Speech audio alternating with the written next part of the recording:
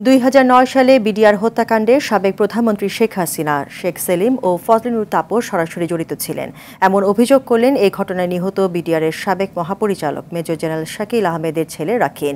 রাজধানীর রাওয়া কনভেনশন সেন্টারে পিলখানা হত্যাকাণ্ডের সঠিক বিচারের দাবিতে নিহত সেনা পরিবারের সদস্যদের সংবাদ সম্মেলনে কথা বলেন তিনি।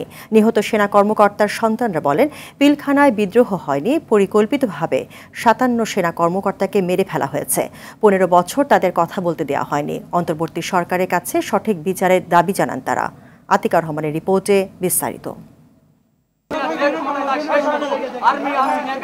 ২০০৯ সালে ২৫ ও ২৬ ফেব্রুয়ারি পিলখানার তৎকালীন বিডিআর সদর দফতরে নারকীয় হত্যাকাণ্ডের ঘটনা ঘটে। বিডিআর বিদ্রোহে ৫৭ সেনা কর্মকর্তা সহ ৭৪ জন মারা যায়। ওই ঘটনায় ২ মামলায় ১৫২ জনের ফাঁসি, ৪২৩ জনের কারাদণ্ড দেয় আদালত। একটি মামলা আপিল পর্যায়ে আছে, আরেকটি মামলা সাক্ষ্য গ্রহণ এখনো শেষ হয়নি।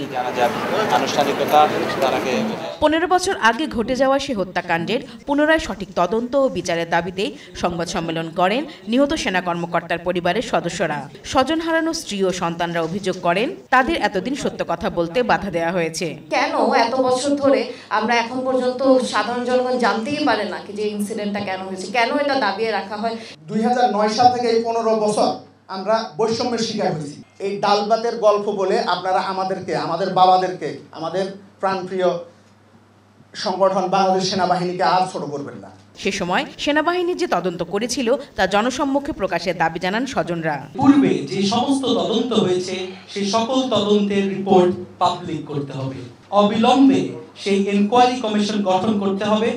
এতে আমরা মনে করি যে পর্দার আড়ালে রয়ে যাওয়া ষড়যন্ত্রকারীদের নাম বেরিয়ে আসবে। It had nothing to do with the ডাল ভাত অপারেশন, যেটা তখন তারা ওইভাবে করে পোর্ট্রে করার জন্যই একটার পর একটা সিচুয়েশন ক্রিয়েট করেছে। সো দ্য জিনিসটা এই লেভেলে যায় একজনকে মার্ডার করা যায়। আমরা এটাও জানি যে জওয়ানরা, যাদের জওয়ান বলা হয়, তারা এখানে মার্ডার করেনি। ওই ঘটনায় নিহত বিডিআরের সাবেক মহাপরিচালক মেজর জেনারেল শাকিল আহমেদের ছেলে রাকিন বলেন, সাবেক প্রধানমন্ত্রী শেখ হাসিনা, শেখ সেলিমের নির্দেশে হত্যাকাণ্ড হয়েছে। সহযোগিতা করেছে প্রতিবেশী একটি দেশ। পৃথিবীর ইতিহাসে আমার মনে হয় না কোনো ইভেন্ট হয়েছে যেখানে একটা সিটিং প্রধানমন্ত্রী একটা বিদেশি রাষ্ট্রের সাথে ষড়যন্ত্র করে বাংলাদেশের রাজধানীর বুকে ৫৭ সেনা অফিসার হত্যা করে।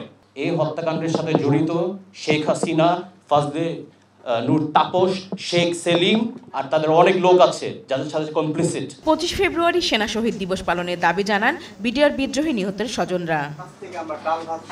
আতিকা রহমান, RTV, ঢাকা।